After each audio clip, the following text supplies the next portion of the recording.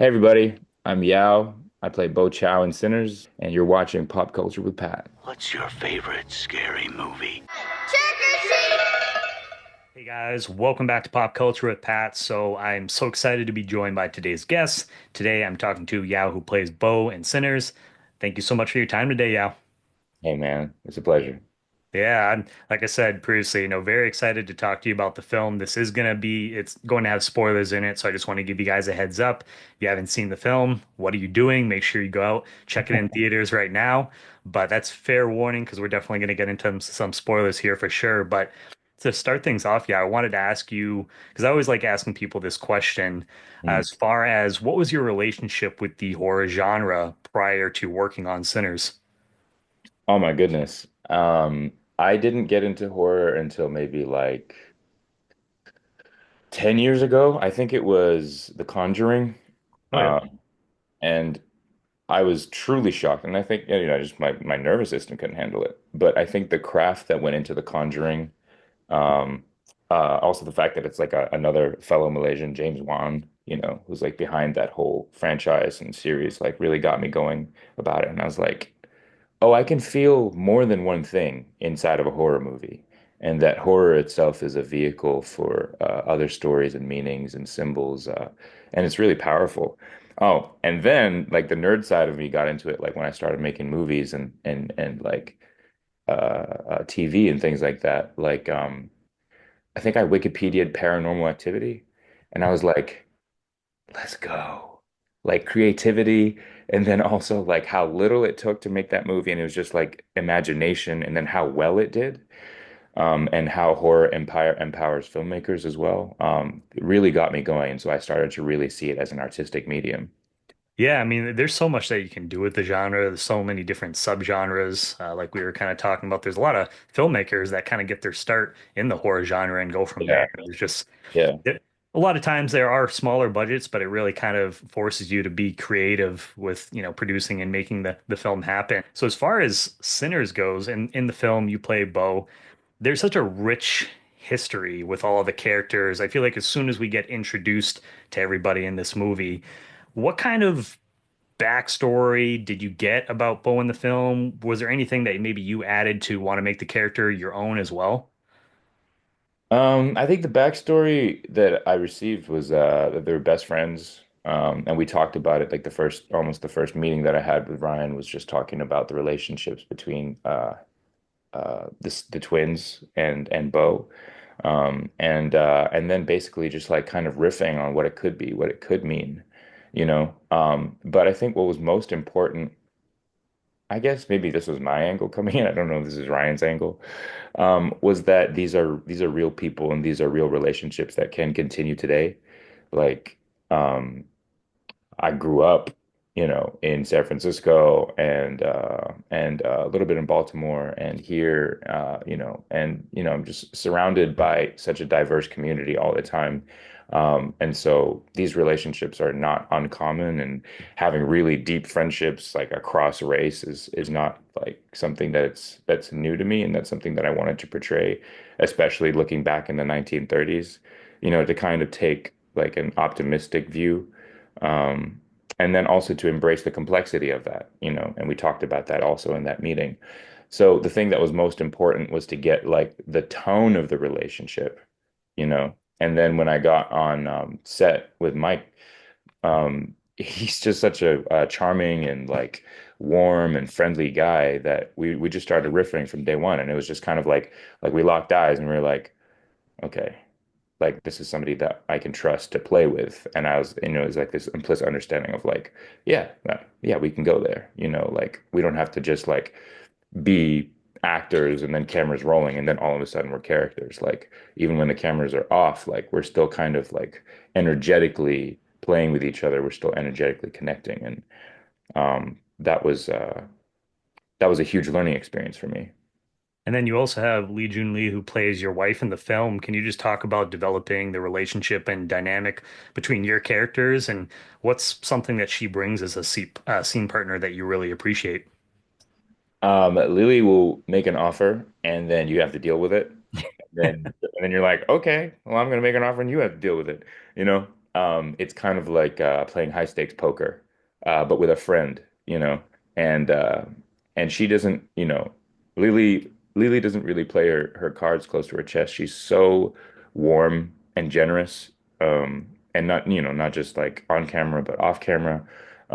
We hung out so much. She kind of showed me the ropes. She was kind of like an older sister to me in this industry. Actually, I have no idea how old she is, but I mean like older sister in the sense that like she's been in this industry way longer than I have. And she showed me the ropes so many, so many, so many different times. So I think that like conviviality and that friendliness really kind of spilled onto the screen as well. And then we were talking a little bit about so Bo and Smo, they're best friends in the film.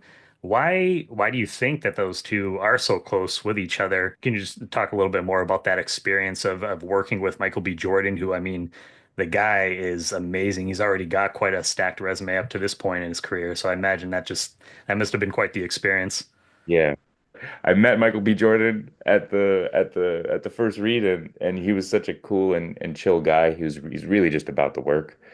Um, and I think that like focus on the work and what we're doing, and also a focus on uh, building community and building relationships that are based in trust and compassion and gentleness was pervasive in the sense that like you're in good hands.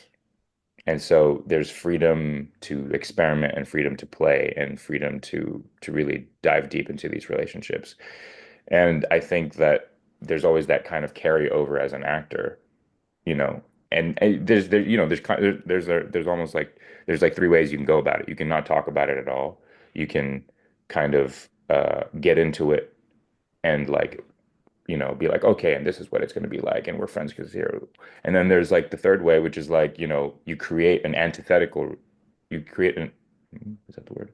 Antithetical relationship, or like one based on opposition, and then that creates a kind of chemistry. But that was not the room at all, you know. Um, we were just always when in between takes, just kind of calm and sitting in each other's company. And he has like so much to do, not only as one character, but as two. Yep. And so like I'm sure like in his head he's planning, and I understand that because I played twins too before, like your brain begins to split into like two different directions. And I did that too with like I did this play called Hand to God, and I also played this like this guy who's like his hand gets possessed by this demon puppet. So Yeah. like your brain is like operating on like two different levels simultaneously, or rather four, because you're also thinking about the performance. You're not just thinking about the character's perspective.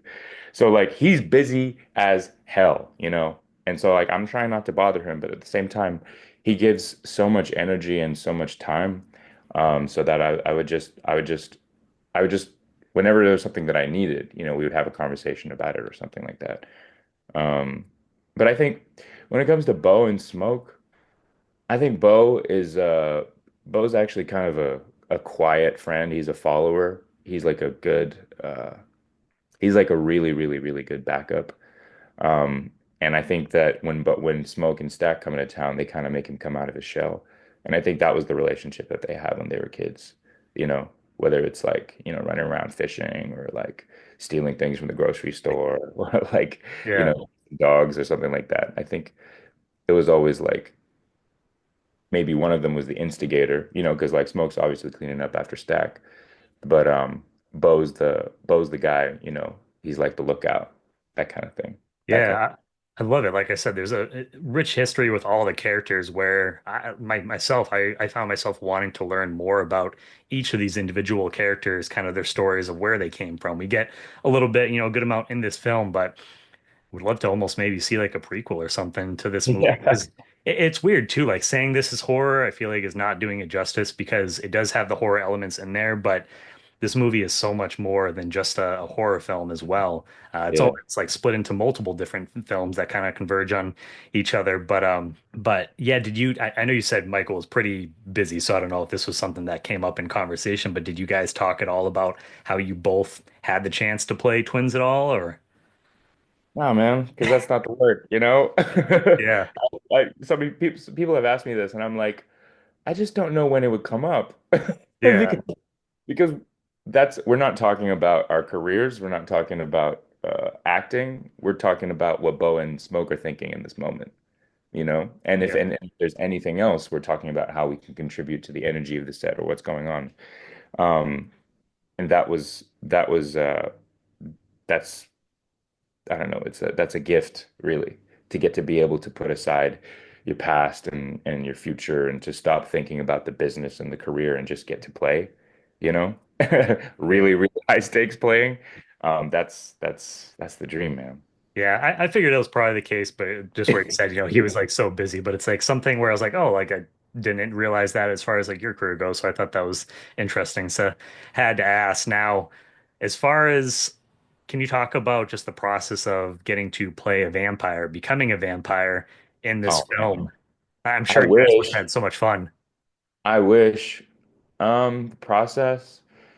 Well, they had this really cool like little storyboard. I don't know if this will ever get released or something, but I'm sure it will. But they had this like cool little like storyboard where they talked about like uh the biology and the anatomy of a vampire and like their traits and like they can do they have like mind control or they have groupthink, hive mind.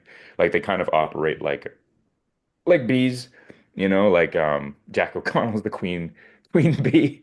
And everybody else is kind of responding to his needs, but they have like individual thoughts and feelings and sensations simultaneously, Yeah. you know. So that was a piece of it. And then for me, it was about thinking about like unadulterated hunger. And I worked with my acting mentor, Booty Miller, and we were thinking about like bodily centers or like organs inside the human body that then facilitate or like create these energies. So I was just working with hunger and the fact that these vampires retain their humanity means that they still think and have desires that are somewhat akin to being human, but I imagine maybe just like ratcheted up to 1,000% because you've got those vampire superpowers. Yeah. What about the contacts too? Were those contacts that they fit you guys with? I He thought I heard did. an interview with Haley and like I thought she mentioned that they were, but how was it? How was it Yeah. like wearing those? It was crazy. It's like having like the skin of a grape over your eyes, you know? It's about as thick and but way more brittle. And they had to have like a lens tech to come in and do it, and they were so lovely. Those people are so nice. Um, and they're like these like painted contact lenses that are like hand painted to be this like transluminous material, almost like pearlescent. Um, Unfortunately, the scene that you see me in like is not that's not because I don't have time to look, you know. Yeah. So that one is CGI, but I got to wear them for other scenes.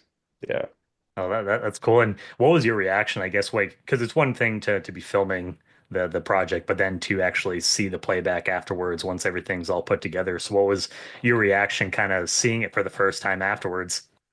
First time I saw it was in IMAX at the premiere Lincoln Center, and I had full body chills the entire time. And it really is the power of editing, and the power of post and all of that. And Michael Shaver uh and Ryan put together this and Ludwig, put together this movie that is from top to bottom just a cinematic and sensory, banquet, and it's perfectly suited for how you feel. It's like, symbolically and thematically sound with how the blues music works. You literally get like a history lesson in the beginning, and then you watch blues echo throughout the whole thing. I'm even curious to know if like the story structure matches some kind of musical motif or something like that, call and response or callbacks or something like that. But like the engine of the movie is so strong because of Ryan's inciting idea of like, reading Salem's Lot in the dark, with listening to blues music and like his kind of like poetic ode to his uncle that like it really emanates throughout all of the other elements of the movie. And I was just so struck. I mean, that's also freaking the biggest screen in the Western hemisphere. So what a treat, man. I'm so jealous. I wish I could. I'm in here in New Hampshire on the East Coast, so it's like the biggest screen that we got is the Jordan's IMAX, which is in like Reading, Massachusetts.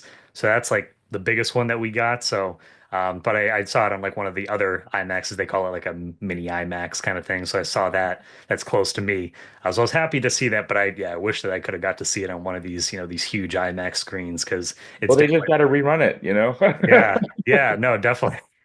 Yeah. And yeah, you spoke briefly of it there. Two of my favorite sequences in the film are the history lesson that we get, where it goes through time with all the different music, and then also the Rocky Road to Dublin scene where all the vampires are dancing. Uh, yeah, can you talk a little bit about just being a part of those sequences? Oh, you mean like the surreal thing with like the one shot moving through the dance thing? Yeah, yep, yep. Oh yeah. That was really hard actually. But it was rehearsed in stages and in groups. So like the dancers would rehearse separately, and then the background actors would rehearse separately, and then like all of the different elements, me, Mike, Haley, Mike, Wumi, Jamie, all the other actors would rehearse separately based on where the camera was moving. And basically there was like a tape out on the floor. I think maybe in whatever studio people were working in. There was like three different places that people were working in, and then they all rehearsed their bits according to the background track, which was set. And then on the day, we all merged, formed up like Voltron, and um, Rennie Reynard, the Steadicam operator, then walked his track throughout the whole thing. And I think I might be misremembering this, but hell, let's make it legend. We did that in a day. I think we shot it in a day because Wow. the orchestration of it was so perfect, you know. And that really goes down to Akamon, who's like our choreographer, and of course Ryan and Autumn having that ability to foresee and plan such a complex shot like that and to have it go off so smoothly. That's incredible to do that all in one day. I can't because sometimes I've gotten to work as an extra on some films and you'll be there and some scene or some just a couple 30 seconds to a minute can seem to take like several hours just to film. So Yeah. to put something like that together in a day, that's impressive. Yeah. I mean, that's also we're so obsessed with oneers these days, and I think that's like it's like a cool direction that not a cool direction, but it's like a cool idea that we're obsessed with, like this continuity of recording. And I don't know what's behind it, but and there's like this TV show that I need to check out. I can't remember what it's called, but like each episode is one shot. Oh It's wow. like on Netflix or something like that. I can't remember what it's called. But like I think there's something to that. Either it's the virtuosity of that or like the continuity of experience that we feel, like Birdman, that really captivates an audience, really brings you in, really makes you feel like you're there, you know, which is so so cool. And the fact that they pulled it off with such a mythic and legendary context. Oh, agreed. And did you get a chance to be because it had all the vampires there? I know it was kind of some of the scenes were moving pretty quickly. Were you a part of the I Rocky Road was not a part of the Dublin? Rocky Road to Dublin. Ah, damn. I was not. I would have thrown down. I would have had a great time in the Rocky Road to Dublin. I love that. I love that sequence. It's so satanic, you know. Yeah. Um, and you start to really go like, what is going on in this movie? Like what am I supposed to be feeling? Like this song is a bop. Like they're having so much fun. All of a sudden, like these characters that I love are turned, and like this main character is really getting this feeling of like salvation, of like community and connection, and like the vampires seem to be having fun. But no, I think I wasn't allowed to be in that because, I have to be in the next scene and I have to walk up to the door and you Yeah. know. Damn. I Yeah. imagine that must have been a fun, fun scene to be a part of. It played really well, watching it and just the score, the soundtrack. It's like I've had those things on repeat since I've seen the film. Same, same. It's the nerdiest thing just to like love something that you've done so much. I Yeah. love it so much. I'm such a nerd for the movie. Hey, no, man, I totally understand. And Ryan Coogler, I mean, he's one of my favorite directors working today. Every time Hmm. that he announces a project, it's like Doesn't even have to, I don't even have to find out what it's going to be about. It's like I'm going to be there day one. So can you just, yeah, talk a little bit about working with him? What kind of makes him stand out as a director for you personally? Um, I don't think I've worked with anybody on a project this big. And, like his attention and where what he's responsible for goes in all directions, spatially, temporally. He's got to think weeks into the future, a year forward into the release. And like he's also thinking back to the origin of the thing. And I don't think I've ever seen anybody handle that with as much calm and as much poise and humanity. It's literally like just like talking to your friend, and he walks up to you and he's got a handheld monitor and he's just like, yeah, so I think we need to do this thing over here and you come in through that door and yeah, we'll just see how it is. Okay, cool. Got it? Cool. And or like, can we rehearse? Okay, can we see this? Can we do this? Can we do this? And he's always there. He's always there. He's never behind a monitor. He's always there in the shot with the actors, with the camera, you know, directly inside of his team. Like he likes to be in the front seat, you know. Um, and so you're really making the movie with him all the time. Um, I mean, this is my I've worked with other film directors before, and of course they had much smaller budgets, and so there's like a way more pressure on things to get done, and like there's way less barriers between them, the money people, the money concerns, the money problems, the time concerns, you know. But just the rapport and the environment that him and Marvin Williams, the first AD, created from day one was just this atmosphere of respect, and dignity and integrity, not only of the work, but also of character, that then just trickled down throughout the entire set. So as tired as we got, we couldn't, there was no argument about like, would we be willing to work with Ryan and Marvin? It was just like, yeah, of course, because we respect them and we love them, you know. Yeah. And that I think that goes even further than money, and that goes even further than duty, is just like you're willing to die for these people. Yeah, no, I feel like with what you were saying, with how involved he was on all levels of the project, that I feel when someone is that willing to do that, it just kind of naturally forms like a special bond with him and the rest of the crew. And like you said, you guys are just willing to do whatever it takes to whatever he needs for the film. And just to wrap things up for you, yeah, the last thing I wanted to say is first off, well, congratulations on the success of the film. It was being a fan of film, getting to see I these are things that I like nerd out. Getting to see the second week where you guys only had a 6% drop in the box office. Congratulations to you guys. I thought it was going into the first week, I was like, this movie's gonna have legs. But I did not expect a 6% drop. So I mean, can you just talk about your reaction to seeing the insane positive reaction from critics, fans, and just that insane 6% drop?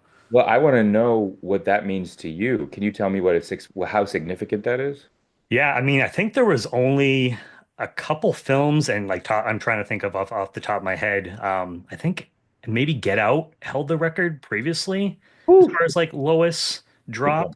one. But usually it's like anything that's below like 50%. If you have anything below that, I mean, that's amazing to have a drop like that. So to have 6%, basically almost the same as your opening weekend, is kind of unheard of. You don't see that happen too often. And oftentimes with bigger films too, usually you have so many people that go out that opening weekend. And so it's natural to kind of have a drop off in that second week. Yeah, and no, like, no disrespect to like big giant location movies like Dune or, stuff like that, but like the fact that you can make something as intimate as a warehouse, Yeah. you know, and have that be a cinematic experience, you like on a material level to me, is so fascinating and so good, I think, for the industry because it just means that, or not just the industry, the art form is because it means that your imagination is the scope and the scale. It's not where you go. It's not how much money you spend. It's your imagination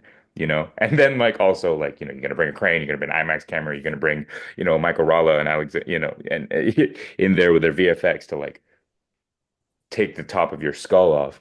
But like, yeah, I don't know. I mean, I was talking to one of my reps about this and they said like a 6% hold is crazy. And I was looking at that and I was like, well, I guess, yeah, you kind of do expect like opening weekend and then as the movie goes on, kind of like an exponential decrease and a trickle off. But this is like this, or Yeah. like this, you know? I think it's really affirming. I think it's really affirming and I think it's a great um, you know, it's a great kind of vote by the people for these types of I don't even know if it's a type of movie, but like a type of imagination, a type of space, more stories, more ways of telling stories. Because last year I saw The Substance and I saw Wicked. And I think both of those movies kind of operated on me in a similar level of like sensory overload and like editing and sound and like going on a whole journey based on a sensory experience, Hmm. you know? And I think that what this movie does is kind of it combines a little bit of both of those. You get the horror aspect, you get this very like sensory aspect, but then you also have this music journey that's taking you on this ride and like because music is such a powerful vehicle for meaning and for experience, like this movie just really like kind of weaponizes that, you Yeah. know? So I don't know. I don't, does it mean we make more music movies? Does it mean, we're starting to like deconstruct what genre is? Does it mean that we want to see even more, people of color in movies and have their stories be as rich and diverse and expansive and explosive, Um, does it mean we just give Ryan Coogler more and more and more and more and more and more opportunities? Yeah. Yes, please. Yes, please. Yes, please to all. Yes, Yep. please to all. Yeah. And it's And I cool to think the see an fact, original film, like just an yeah, original IP doing this as well. yeah. And it's cool to see filmmakers coming out and supporting that because they're like, yes, you Yeah. know? Because don't get me wrong, I mean I love me, sequels and franchises. I Yeah, love film in general, but to see an original film do this and have the success that it's yeah, having, I hope that opens up the doors just for other filmmakers that maybe were struggling to get a project, through that door. And hopefully studios are like, oh, you know what? After this, we're gonna take a little bit more chances on some of these different projects. So fingers crossed. I hope we get that moving forward. yeah, yeah. And most of all, fingers crossed, let's keep the theaters open. Yeah, I I, couldn't we agree with you more. we need to keep the theaters open, as cynical as I can get sometimes about about commercial space and who gets to operate commercial space.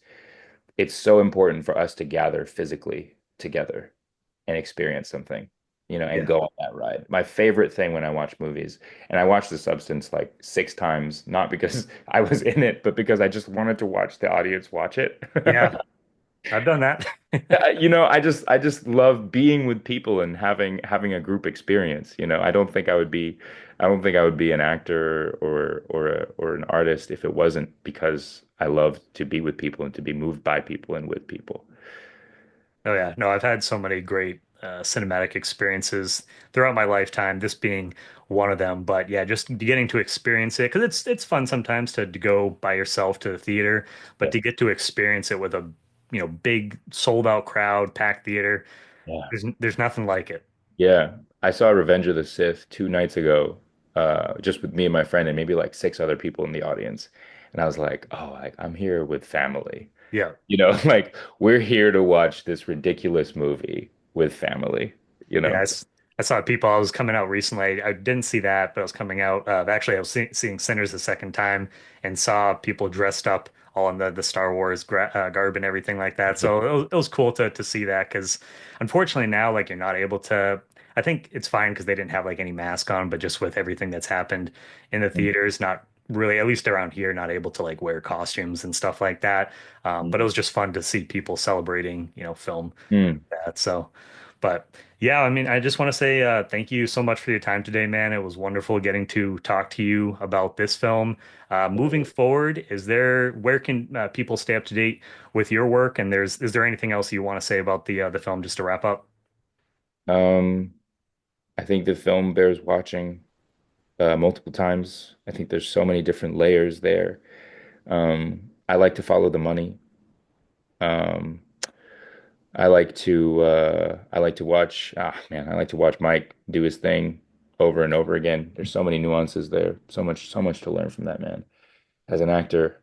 Um, and yeah, you can keep in touch with me on my Instagram at it's just Yao.